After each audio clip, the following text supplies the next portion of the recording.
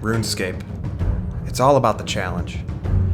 And some of the most challenging accounts, and most rewarding, have been area-locked Ultimate Ironman. The very best of these beasts have gone on to accomplish unimaginable feats. So for my very first ever Ultimate Ironman, I decided to lock my account to the Islands of Runescape. So that means no banking and zero access to the mainland, as I embark on a journey for the ages. Thanks for joining me on this. I hope you enjoy it. It's going to be a long ride, but it's going to be a hell of a good one.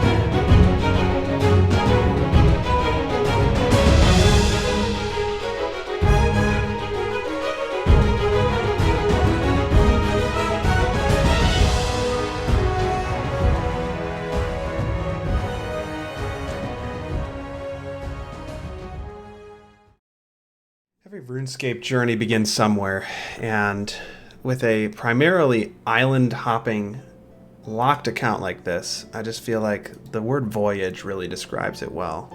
Oh yeah. This man is either a pirate or somebody who fell off of a pirate ship and literally barely made it to shore. Oh, so you know how those area-locked accounts, none of them start off on the area that's technically area-locked? Tutorial Island? It's an island. That's right. My island-locked Ultimate Ironman starts off on an island. Beat that, Swampletics. Just kidding. I love you. We just got into Lumbridge, which is unfortunately not an area we want to be very long. But there are some things that I'm going to have to take care of before we can go ahead and cast the mainland of RuneScape away forever. Just about, hopefully.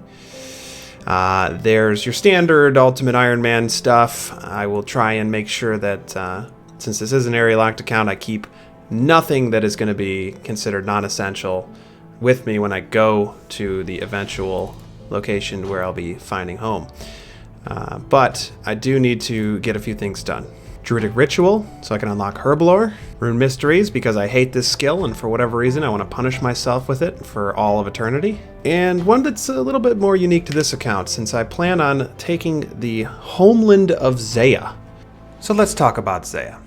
Technically, by definition, it's a continent, somewhat like Australia is in the real world, although it is completely surrounded by water. So for this series, it meets the criteria in a general sense. So for the spirit of it, we're going to consider it an island. Even though if you do look at the Webster's Dictionary, just look it up, okay? There's always going to be that guy. Don't be the guy in the comments. I will comment that and be like, you really going to be that guy? I had the whole comment. Yeah, whatever.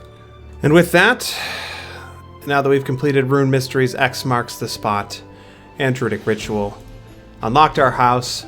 All of the requirements are done. We're going to drop absolutely everything.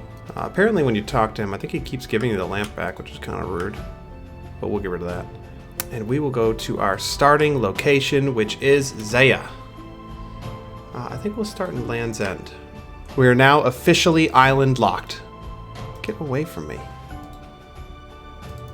Now that we're starting, I think the biggest thing I want to get in the beginning is some food and cash. Oh, okay. I'll do the fashion escape. Really, the game plan is pretty simple to start off. I want to get all of my favors to 100% as they unlock a lot of content and it's just generally useful. Get some food, get some cash if possible, and prepare for a Kingdom Divided, which will be a good quest to get done for this account as it will set my respawn point to current. However, there's some requirements. I'm not quite there yet. Hopefully in the future, though, we'll be able to knock that out. Oh. You can use the frog token at Varrock. That's useful. I forgot that's what happens with that one. At least I got to kiss a princess, right? Thieving is definitely a skill I want to work on early for the account. It gives us some nice unlocks on Zaya. Cakes at level 20, we'll be able to get fruit stalls, which is a great training method, and eventually unlock the grubby chest. And even the Lizardman Temple stone chest, all very nice to have, and ultimately, just for the sake of cakes, we're going to need to get some food early, and I think it's the best method. You want a king? Well, you're getting a pirate instead. So we've got ourselves up to 15. I think that's a good stopping point. I have a little bit of food. I'm going to go knock out the client of Current. Yes, I'd like to start the client of Current, please. Thank you. Don't have access to any weapons other than my crossbow, which has no ammunition. You take to your fists. Just punch a bird to death for some feathers. Oh, this is gonna be fun, I can already tell. KO. See ya. No feathers? Now we can kill a bird that apparently can drop feathers, since seagulls don't have feathers. Fun fact, look it up. So as fun as it is punching featherless birds, I think it's time to upgrade our weapon, and this machete will do for now, as it is a good level 1 option. And it really fits the theme, you know? I also feel like it's appropriate to get a wizard hat because it's 2 coins, so obviously I'm gonna get it. So just give me your signature so I can leave. Should wrap up the Client of Corinne. 1 quest point, 2 lamps, a favor certificate, and I think our best shield item right now. A little prayer bonus. Let's go. I think the best place for this is Slayer. You know, you could make an argument, I guess, for Herblore, but I can definitely train Herblore. I don't know what Slayer's going to be like, so we're going to do it. 9. I think the biggest thing and why this is so important for this account is if I get locked where I can't kill a specific Slayer creature, the only way I'm going to be able to train it is with lamps. And just getting a head start, all lamps are pretty much going to go right towards it. If I can get it up to like 30, I might be able to throw some additional rewards on it. It's just, we're going to have to see. Yeah, we're going to have to see. Favor certificate, I think I'm going to throw right onto Piscarilius. It's usually one of the slowest ones anyways, and, you know, Arceus should be pretty easy to level up right from 0%. Same with Hossidious for the most part. Lovacan just kind of and Shazian should be pretty easy as well.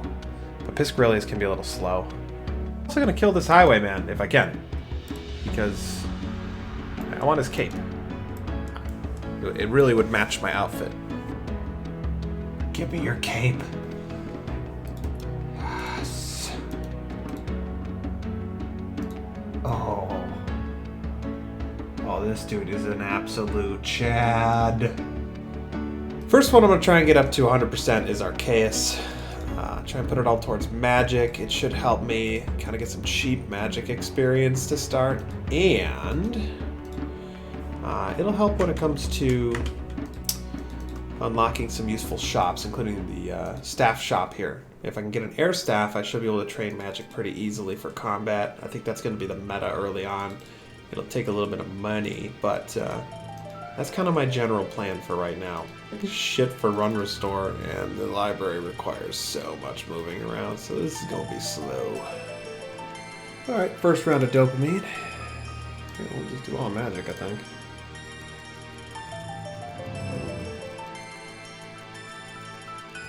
So for 45% favor, we got 12 magic. Not bad. Alright, so this should do it. 90% favor, and a whole slew of books to go through. One quick thing we need to do is get 12 Hunter, which requires a trek to the other side of Zaya, but it'll be worth it, and as soon as we're done with that, we can do the quest. 9 Hunter. If you looked at my stats right now, I almost guarantee you'd be like, oh, he must have just done the museum, but no, I actually did this the long way. Anyways, I'm just going to finish up the last couple levels for the Ascent to Arceus here. Now that we've got 12 Hunter, we can go ahead and hit the quest up, get our last 10%, and move right into Piscarilius. Because, yeah, that's what I want to do. Alright, Magic Man, let's get this thing going. Ascent of Arceus underway. Alright, and this should do it. Completing our first of the 5 mini quests, or quests, I don't know, whatever you want to call them. The Ascent of Arceus. 2,000 coins ain't nothing to spit at either. That'll help get me some more runes. And the Hunter experience is nice. And our first rune crafting level's coming in. 16 Hunter, 5 rune crafting. We can now craft water runes. No, we can't. I can't go and craft in Lumbridge, you fucking moron. Alright, with this favor certificate, gets us all the way up to 100%. Pretty easy to do, but it is the first of 5. You gotta start somewhere. Next up is Piscarilius. Some nice benefits there as well. A little bit of early Hunter training, never hurt anybody. Next up is going to be the Queen of Thieves, which will give us the 10% Piscarilius favor we need to start doing sandworms, making it a lot easier to actually get our favor up. I had to grab 20 thieving to start the quest, and I needed some cakes anyways, so we're at 20 now. And it's, you know, it's just we needed it for the quest. Ooh, so you're saying you don't offer the King of Pirates quest here? I mean, that's not really what I'm... Excuse me, poor-looking man! Help me! Oh, he's paranoid that the government is listening. Are they? Are they? Is that a real swarm? What level do I need to make stew for cooking? Oh shit, I need to get 25 cooking, motherfucker. Oopsie doodle doo. Thought you could buy it from her, but you can't. You gotta actually make it. Okay, well that's awkward. A little research. I'm pretty sure the best way to get my cooking level up so I can finish the Queen of Thieves is to buy some fish from the shop, cook them up to level 25. It's gonna be weird with fishing and cooking in general, so I think I don't mind just kind of leveling cooking by itself here. There's a pretty close cooking range, so it shouldn't take too long, hopefully. But you know, I don't do cooking montages. Maybe I should one. One of these times I'll do a cooking montage, I promise. Frankie, there's no food here. What the heck?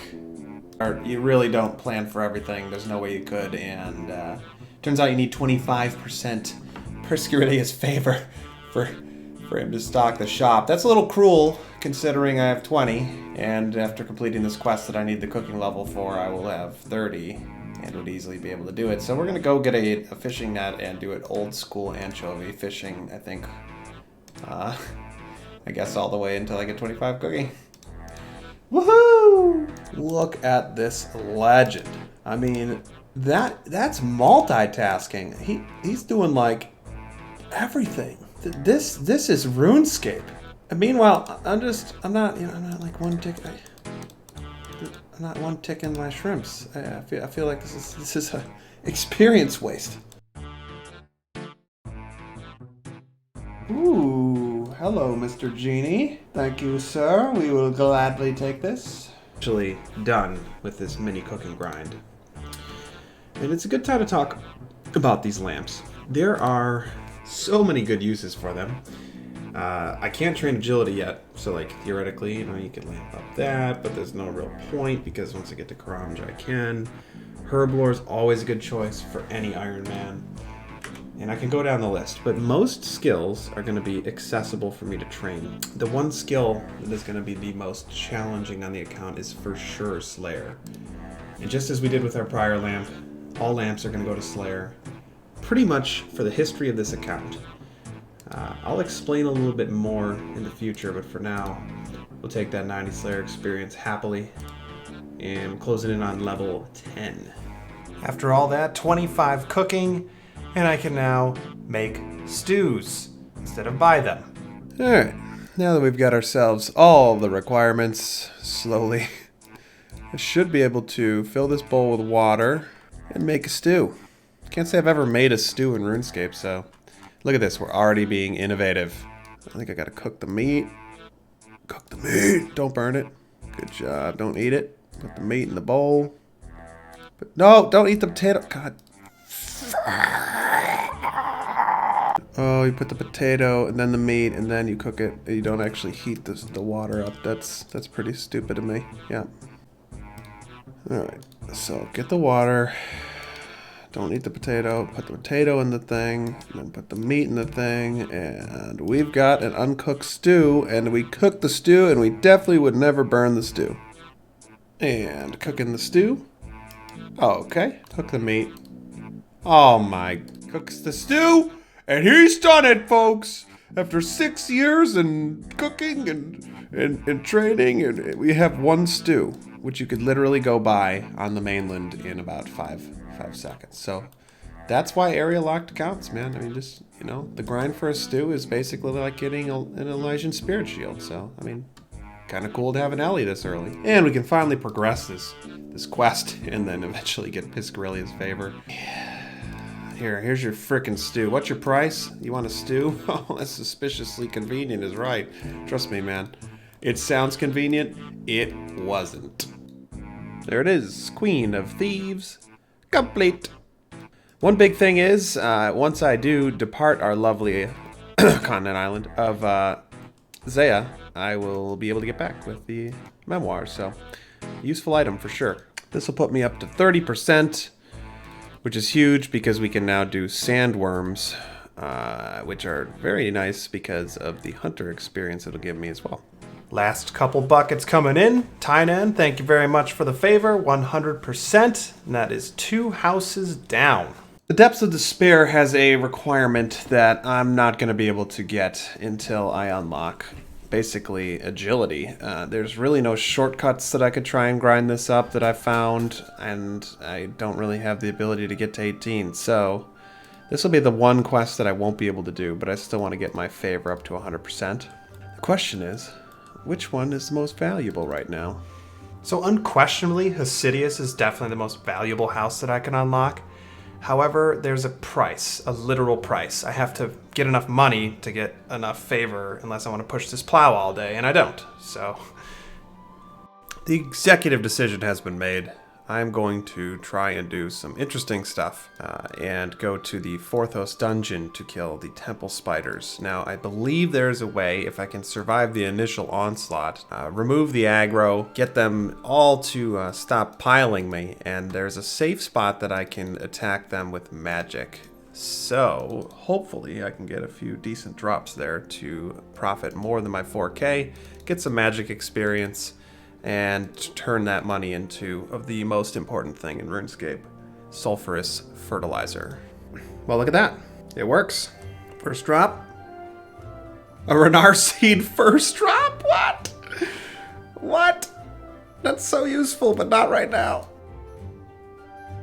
Oh, baby. Yeah! Rune Man Helm! That's a great upgrade. I don't know what to do. Do I get rid of it? Oh, a tattered moon page. Interesting. I don't even know what that does. Rune Med would be a nice upgrade, but with my current defense level being 1, I'm gonna sell it. Same with the Addy Med Helm. And really, that was a clutch upgrade because I got 900 casts. Ooh, a clue scroll and Addy Longsword. Gimme, gimme. Can we do it though? Oh, we can't. First full run complete after using most of our casts, at least 600 or so, and I gotta say, these spiders are pretty chill. Good way to train up mage. I even got a grubby key, which I can't use yet, but we'll definitely grind up the thieving for. I think it's 57, but don't quote me. I might do a couple more and then steal some silk, kind of AFK for a little while to get the rest of the money that we need to finish the favor. Alrighty, and the last load of silk coming in. This should give us enough money to get what we need for 100% Hossidious favor. 23k, just under 24, and a little bit extra, which will hopefully result in me being able to get more runes if I need them to continue the magic grind. Honestly, doing the temple spiders is just kind of the meta right now. It's self-sufficient. I get the money I need to trade my magic, and these grubby keys will add up to some potentially great early loots. After all said and done, we have 4,600 coins to go and 950 fertilizer stored with our buddy the Tool Leprechaun. Let's get farming. This should do it. Yes, take my fertilizer. You're very welcome. And that's 3 houses down.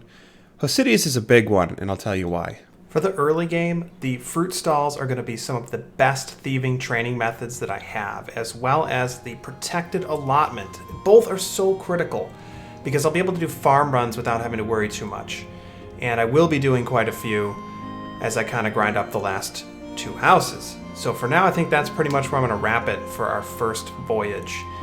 It's kind of like a 2-parter, the Zaya voyage, but I do want to move on to another big-time island in the 3rd episode with a lofty goal. So I hope you've enjoyed it so far. I'm loving this account, and I'm really excited to see where it goes. Of course, thanks for tuning in. I'll see you soon, travelers.